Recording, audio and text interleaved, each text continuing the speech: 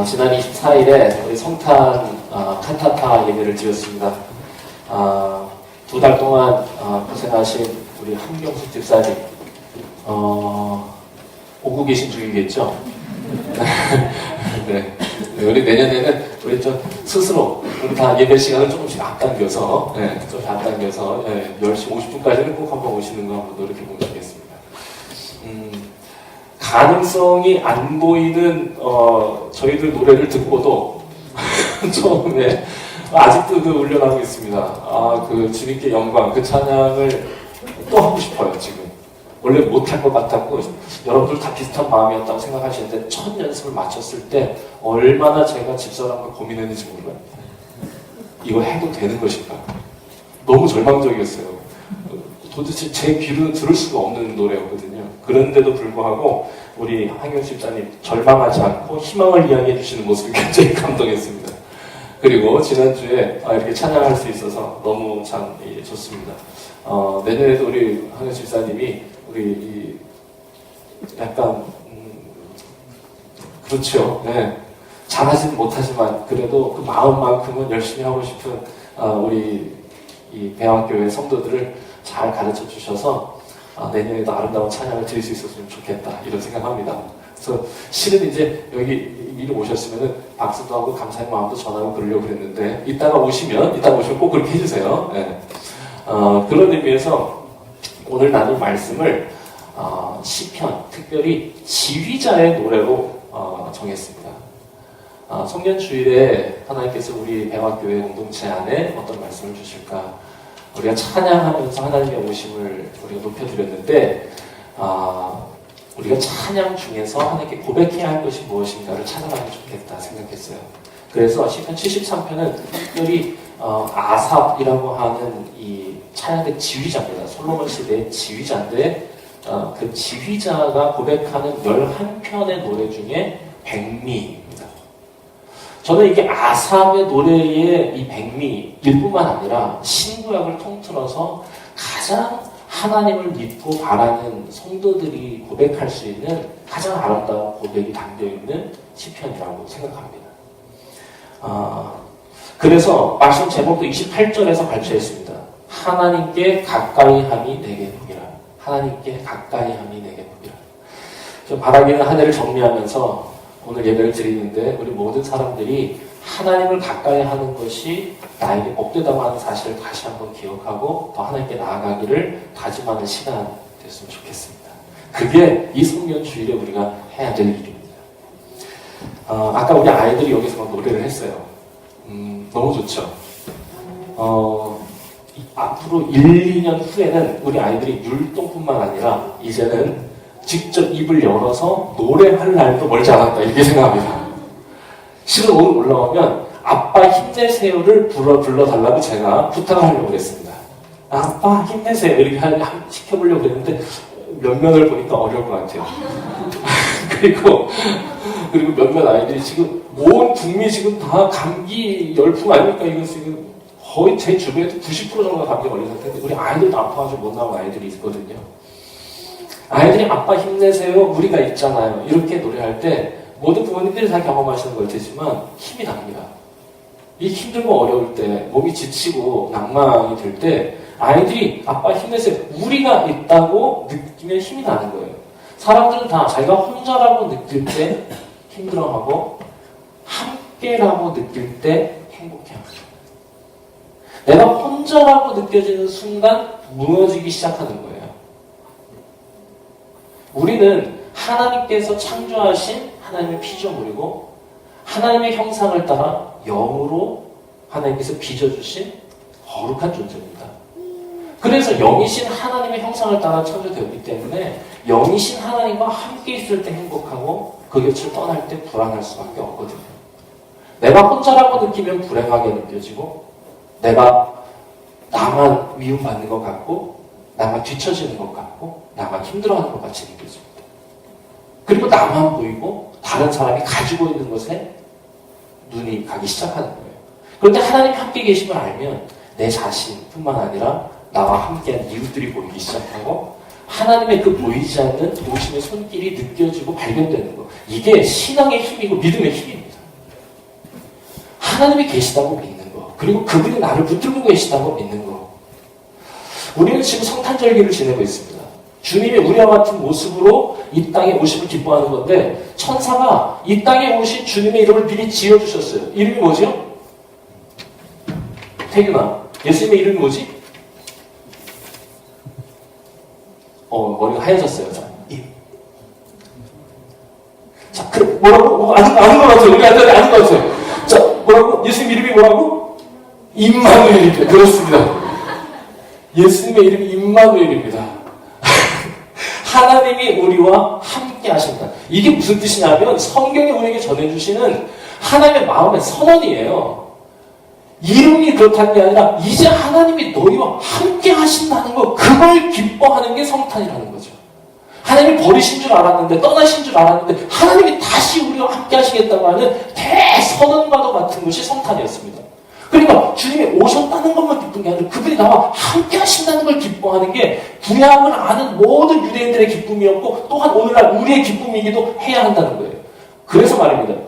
바울이 전한 복음의 정수가 무엇냐고 저한테 묻는다면 예수 그리스도를 믿음으로 구원받는다? 물론 그것도 복음의 정수 중에 정수죠. 그런데 예수 그리스도를 믿고 십자가의 보혈로 씻음을 받아 우리가 누리는 가장 큰 복이 여러분 무엇인지 아십니까?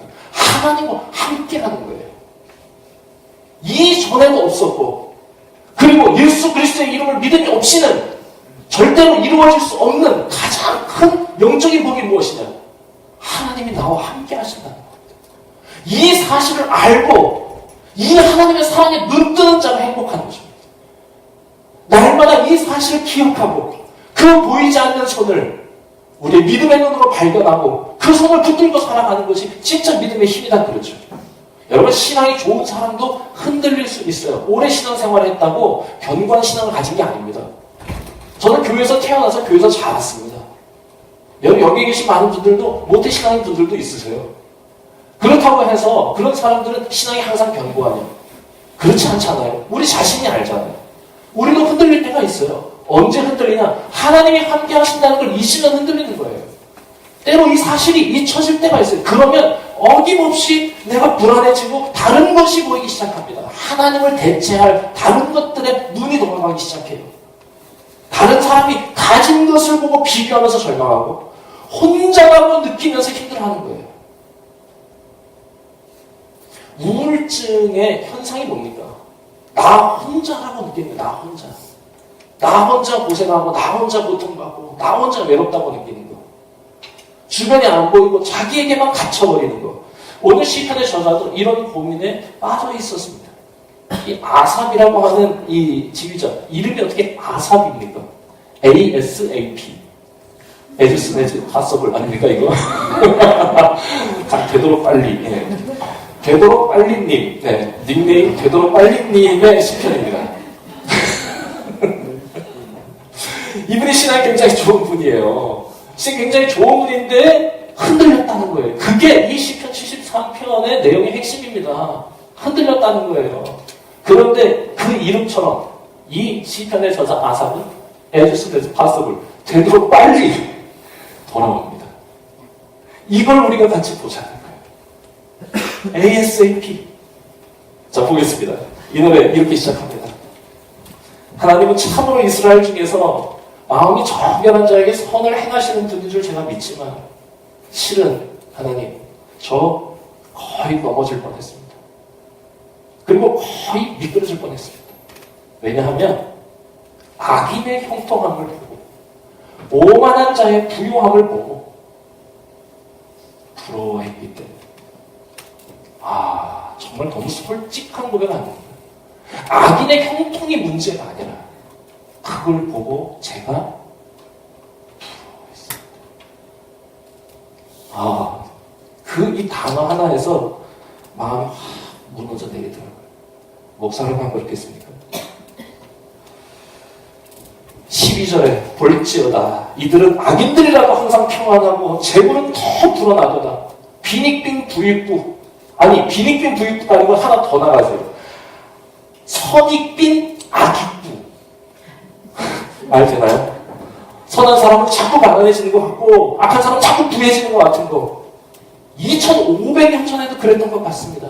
기회주의자들은 잘 사는 것 같고 바르고 성실하게 살려는 사람은 맨날 고생만 하는 것 같고 게다가 그런 사람들이 뭐라고까지 말을 하냐 11절 그들이 말하기를 하나님이 어찌알랴 지존자에게 지식이 있으냐 하는 거다. 하나님은 뭘 알겠어? 지극히 높은 분이라고 뭐 별 수 있어? 이렇게 조롱하는데도 그들에게 아무 일도 일어나지 않는 걸 보면서 하나님 저 거의 비뚤어질 뻔했습니다.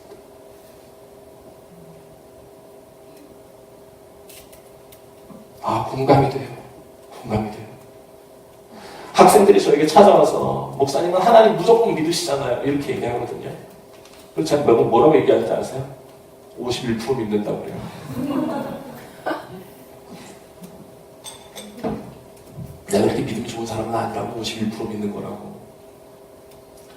우리는 다 거의 미끄러질 뻔하면서 사는 사람들입니다. 그래서 항상 깨어있어야 돼요. 몸을 조복종케 하고 영을 깨고 기도해야 하는 거예요. 안 그러면 부러워집니다. 그들이 약하다고는 아는데 그들이 이상한 게 부럽고 그래서 내가 작아 보이고 선하게 사는 게 무슨 소용이 있나 그런 싶은 생각도 들었다고 이 아삽이 고백하는 겁니다.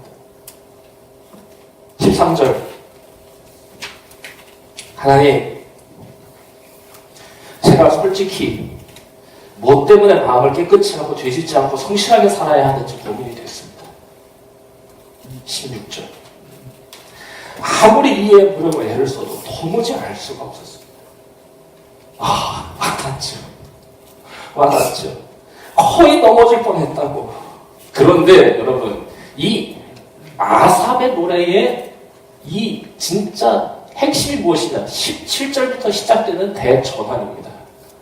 거의 넘어질 뻔했는데 하지만 저 넘어지지 않았습니다. 하나님 이제는 제가 압니다. 이제 제가 깨달았습니다. 뭘 깨달았다는 거냐 17절 우리가 읽진 않았지만 여러분 혹시 성경책을 피고 계시는 분들이 계시다면 저와 같이 한번 읽어보도록 하겠습니다. 17절입니다. 자 시작 하나님의 성소에 들어갈 때에야 그들의 종말을 내가 깨달았나이다. 성전에 들어갈 때 그때 다시 보이기 시작했다는 거예요. 뭐가? 악인의 종말, 의인의 회복이 그때부터 보였다. 하나님에게서 내가 멀어졌을 때는 내 눈에 그들의 부요함만 보이고 나의 누추함이 보여서 내가 거의 미끄러질 뻔했는데 하나님께 내가 가까이 가니까 그제서야 내 영의 눈이 열리고 내가 가지고 있는 영적인 부요함, 그들이 갖고 있는 그 악의 비천함이 이제 제 눈에 보입니다. 아, 알겠습니다. 아삽 재빨리 제자리를 찾으면서 고백하는 거예요. 그 고백의 결론이 오늘 말씀입니다. 22절부터 28절이요. 21절에서 28절. 제가 이렇게 무지합니다. 주 앞에서 마치 짐승처럼 어리석었습니다. 23절. 내가 주님과 함께 할 때 주님이 내 오른손을 잡아주심을 제가 잊었습니다. 24절. 주님은 나를 인도하시고 마침내 영광 가운데 맞아주실 걸 제가 이제는 압니다. 25절. 하늘 위에 주님밖에 없고 땅에도 주님밖에 사모할 자 없습니다.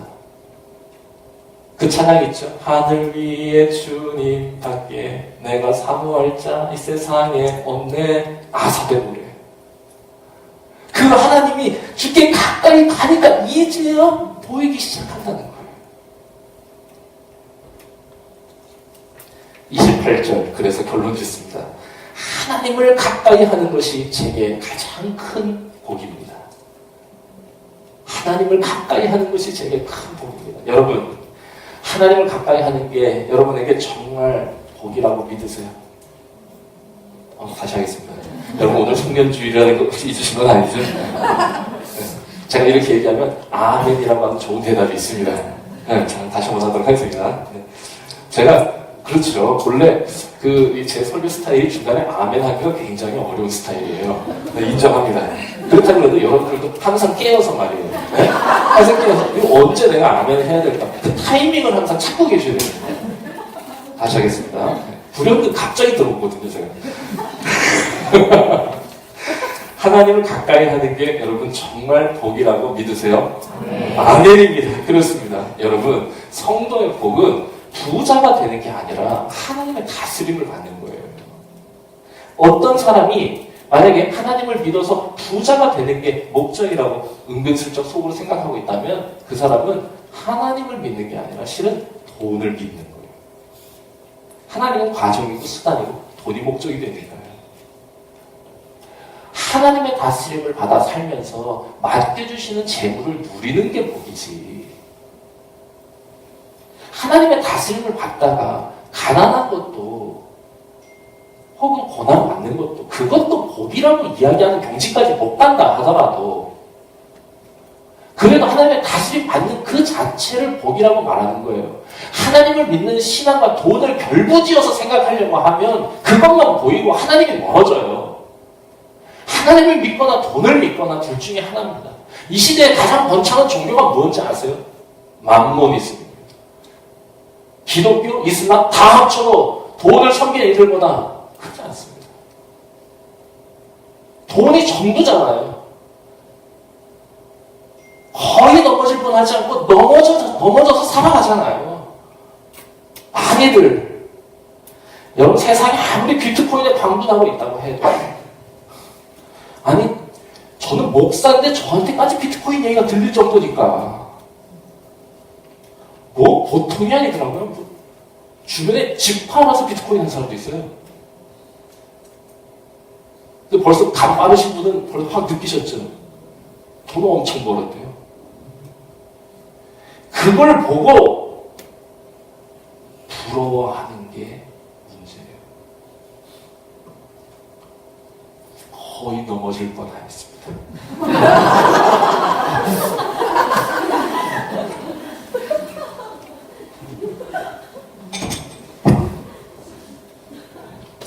빚을 청산할 수 있었는데 뭐 이런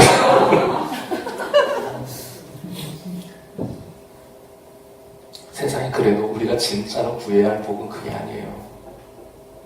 하나님의 다스림 받아서 하나님을 멀리하고 악하게 부자 되는 것보다 하나님을 가까이 하고 바르게 살아가는 게 복이에요.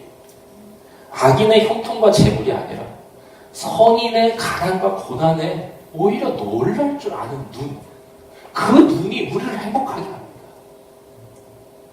누군가의 선함에 감탄하는 거, 누구의 부요함을 부러워하고 그것을 대단하다, 멋지다 찬양하는 거, 그게 신앙이 아니라 누군가의 선함을 보고 감동을 받고 그가 존경스럽고 그 앞에서 내가 겸손해질 수 있는 그 눈, 이게 신앙이죠. 지난 주간에 한 직원분이 저를 찾아오셔서 신앙 상담을 너무 깜짝 놀랐어요.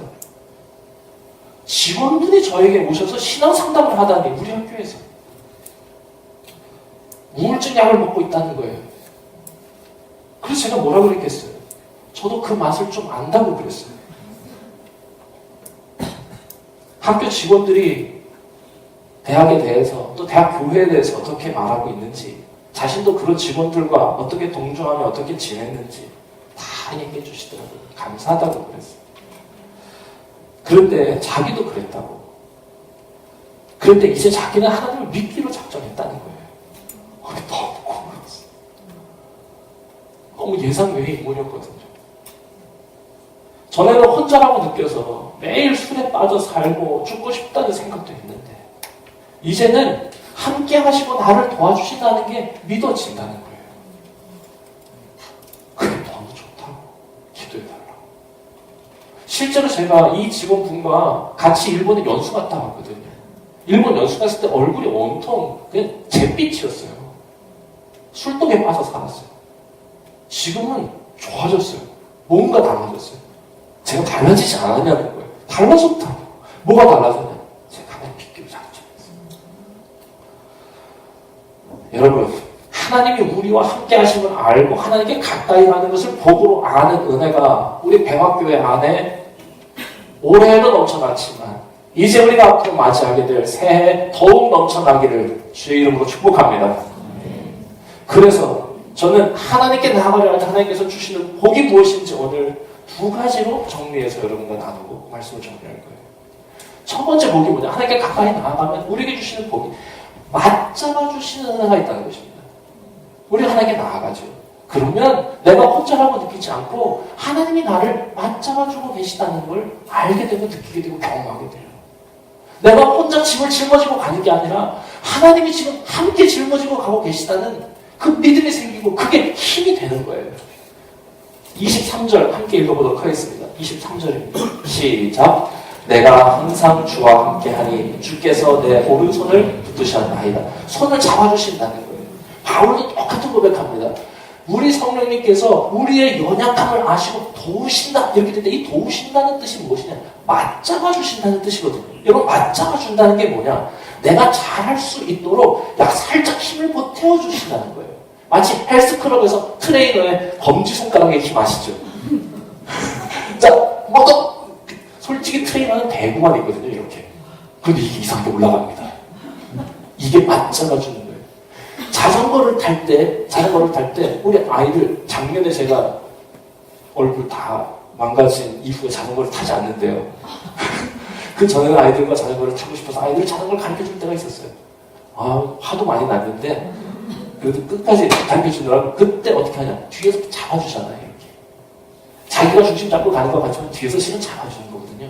그런데 이게 어느 순간부터는 그냥 되는 척하고 갑니다. 맞잡아주시는 은혜, 우리가 잘할 수 있도록 도와주시는 그 하나님의 은혜를 경험하는 거예요. 여러분, 저는 이와 같은 은혜가 우리 교회에 있기를 바라요. 서로 맞잡아주는 교회가 좋은 교회입니다. 서로가 서로의 하나님의 손이 돼서 서로를 맞잡아주는 교회 되는 거예요. 서로 더 잘할 수 있도록 도와주는 교회. 이게 하나님께 가까이 하는 사람들이 누리는 복이에요. 하나님께 가까이 가면 하나님께 가까이 간 사람들을 만나는 거예요. 그 사람들이 어떤 사람인지 눈뜨게 되고, 우리 지난주 주일날 찬양할 때 우리 찬양이 좀 틀려도 우리 다 맞춰주지 않습니까? 기억 안 나세요? 기억을 좀 도와드릴까요? 천사 찬송하기를 거룩하시고 주께. 좋았어요. 높이 계신 주님께. 여기까지 굉장히 좋았습니다. 그 뒤에 천사들의 노래가 하늘에서 울리니, 이거 원래는 천사들의 노래가 이렇게 하는 거거든요. 그런데 우리 가요 가사가 천사들의 노래가, 이거 회복이 안 돼, 회복이. 이걸 지금 웃어야 될지 멈춰야 될지 참. 그런데도 그거에 대해서 누구나 뭐라 그러지 않고 더 맞잡아주는 거예요. 심지어 같이 불러줘. 그래서 울리니, 참.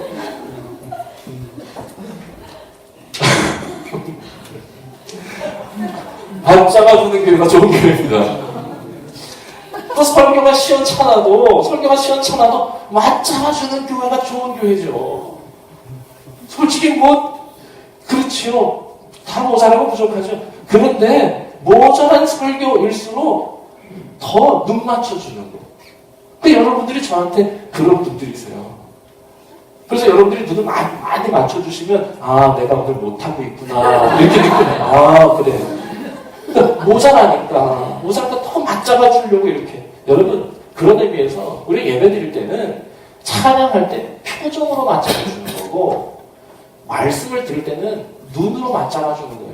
눈을 마주쳐서 맞잡아주는 은혜를 다 함께 경험하는, 그게 진짜 행복이죠. 내가 당신과 함께 합니다. 전존재로 표현하는 거예요. 그래야 행복해요. 그래요. 함께 예배하는데, 목사 앞에서 설교하는데 전부 다 핸드폰을 보고 있다거나, 다 이렇게 고개에 젖혀져가지고 이렇게 다 주무신다거나. 제가 학교 체크에서 경험하는 일입니다. 힘들어요. 왜? 맞잡아주지 않을 때 힘든 거예요. 하나님을 가까이 하는 것이 복인 줄 알고 서로 다 같이 모여서 그렇게 서로 맞잡는 교회 됩니다. 그런데 맞아요. 우리 일을 잘 해내고 있다고 생각하고 지난 2년 동안 준비 모임부터 시작하면 벌써 2년이 됐고요. 설립하는 걸로 시작하면 1년 한 8개월 됐는데, 지난 1년 8개월 동안 많이 성장했어요. 우리 아까 이쪽에서 찬양했던 이든이가 우리 교회 설립하는 날 태어난 애예요. 이만큼 잘한 거예요. 이제 제법 걷고 제법 고백할 수 있어요. 그만큼 우리 자라왔는데 앞으로 우리가 더 날로 맞잡아주는 기쁨이 커가는 교회 됐으면 좋겠습니다. 그런데 우리가 정말 잊지 말아야 되는 게 뭐냐. 서로가 서로를 맞잡아주는 은혜를 서로 맛보게 해주고 전존재로 내가 당신과 함께 한다는 걸 표현하는 거, 그것도 귀중한데, 그걸 하기 위해서 우리가 잊지 말아야 될 게 뭐냐. 하나님이 나를 맞잡아주고 계시다는 걸 잊지 않는 거예요. 내 혼자 고독한 순간에 하나님이 나를 지켜주고 계신다. 내가 극복해야 되고 넘어야 할 인생의 난관 앞에서 하나님이 나를 맞잡아주고 계신다고 하는 걸 기억하고 믿는 거예요. 저는 그런 은혜가 우리 모두에게 있으면 좋겠어요. 두 번째, 하나님이 주시는 그 복이 뭐냐. 가까이 갈 때 보호해 주시는 은혜입니다. 하나님이 보호해 주시는 은혜가 있어요. 28절 함께 읽도록 하겠습니다. 28절 여러분의 목소리 읽도록 하겠습니다. 자, 시작.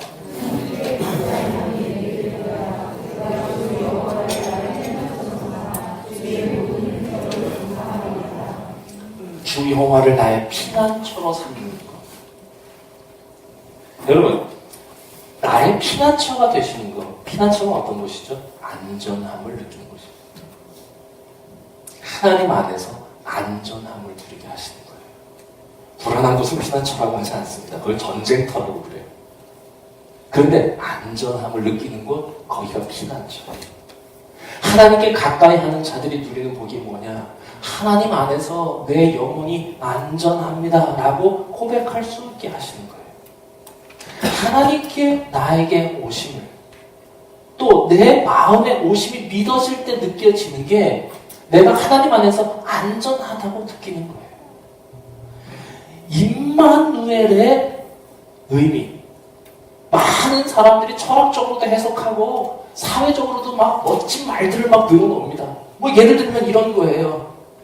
완전히 불완전한 모습으로 오셔서 완전을 이루셨다. 뭐 멋있는 말이긴 합니다. 누군가에게는 복된 소식, 누군가에게는 두려운 소식. 이 슬로건도 멋있고, 가난한 자들을 대변하고 그들을 위로하는 거, 이것이 임마누엘이다. 다 멋진 표현이에요. 그런데 가장 중요한 건 뭐냐? 신앙적으로 예수님이 나에게 오셨음을 아는 거예요. 예수님이 내 마음에 오셨음을 믿는 거예요.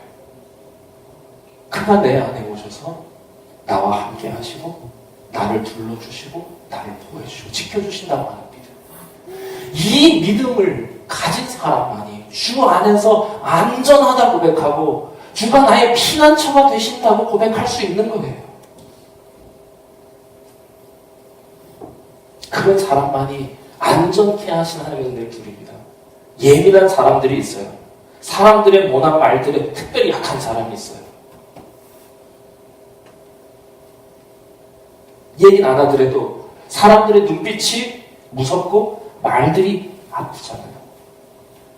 얘기는 하지 않지만 앞에서는 아닌 것처럼 그냥 이렇게 멋쩍은 웃음을 웃고 그냥 또 친절하게 얘기하고 혼자서 그 눈빛을 자꾸 되새기고 한참을 그 나쁜 생각을 주머니에 넣고 또 돌아다닙니다. 그리고 낙심하고 절망해요. 혼자라고 생각하니. 그런데 하나님이 그때도 내 마음의 계심을 알고 그분 안에서 안전을 누리는 사람은 그때 그분의 음성에 귀 기울일 줄 아는 거예요. 그때 말씀하시는 하나님의 음성이 들리면 그러면 행복하고 회복됩니다. 조금 못해도 괜찮아. 내가 맞잡아 줄게. 너무 자책하지 마. 서툴어서 그런 거야. 금방 나아질 거야. 내가 가르쳐 줄게. 마태복음 11장에 이런 말씀이 있습니다. 수고하고 무거운 짐진 자들아 내게로 오라. 내가 너희를 쉬게 하리라. 혼자라고 생각하지 마. 여기에서 너희는 내 멍에를 지고 나를 따르라. 이런 표현이 있는데 제가 전에도 한번 설교할 때 말씀드렸던 부분인데요. 이 멍에라고 하는 게 이게 실제적인 해석이 뭐냐면 멍에 그러면 소가 일을 하려고 어깨에 짊어지우는 거잖아요. 근데 이 멍에라고 하는 이 단어는 우리가 생각하는 그 소에게 짊어지는 일을 시키기 위한 노동의 도구가 아니고 커플링입니다. 커플링. 서로 이렇게 같이 어떻게 얘기하지?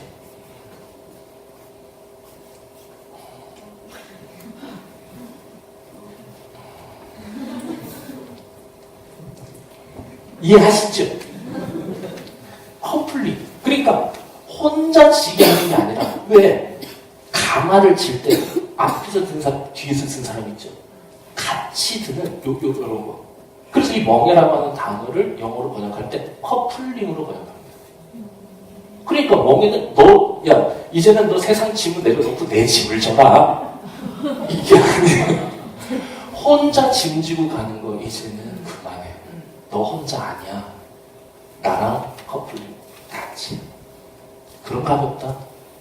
이러고 같이 짊어지고 가시면서 옆에서 얘기해 주시는 거예요. 너 혼자 아니야.